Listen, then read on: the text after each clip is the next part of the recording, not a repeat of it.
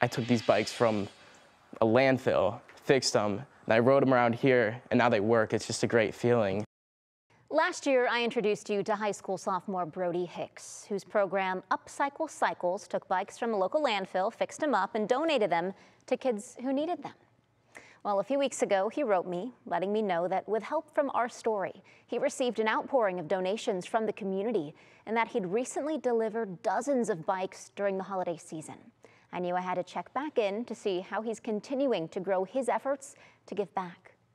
Still a little bit of a mess here from scrambling around the end of December. This garage might as well have been Santa's workshop, as 15-year-old Brody Hicks worked long and hard to make dozens of kids' Christmas dreams come true. If I have an open Saturday or Sunday, I'll just go in here for like 6 hours and work on the bikes when I can. It's all part of his program, Upcycle Cycles, which refurbishes old bikes and donates them to kids in need. I love riding a bike as a kid, and knowing that these other kids will have these bikes to ride, it's just a good feeling. When I first met Hicks at the end of summer 2023, he had repaired and given away 8 bikes from the local landfill, with a goal of donating 50 by the end of the school year. Little did he know how quickly he'd surpass that. If I see him, I call Brody and say, hey, there's some bikes here, so he comes and picks them up. Hicks teamed up with Carol Martin at the Perry Center, a local food pantry, to enable clients to request bikes. And soon enough, They have male, female, and then they put the height.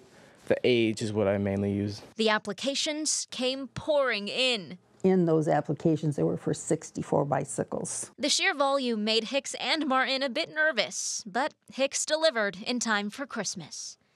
Amazed, you know, for a sophomore in high school to have an idea like that. And he isn't done. With 5 months of school left to go, he is continuing to raise the bar. Oh, maybe 100.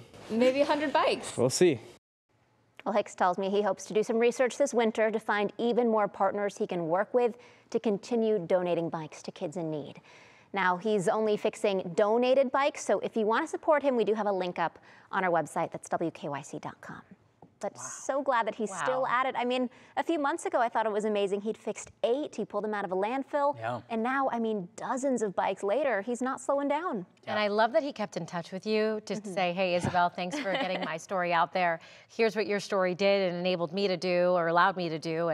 And to help these kids and people in need is really cool. Yeah, 15 years old. That's awesome. Yeah. Right? And he swims. He's a great student. He has a ton of homework. So he told me that he'd rather use his free time fixing these bikes and helping give back than scrolling on TikTok, were his words. Man. So yeah. Great Well, you heard it. He kid. said Saturday, 6 hours on a Saturday. Man, Right? that's Amazing. good for him. Yeah. That's so Good story.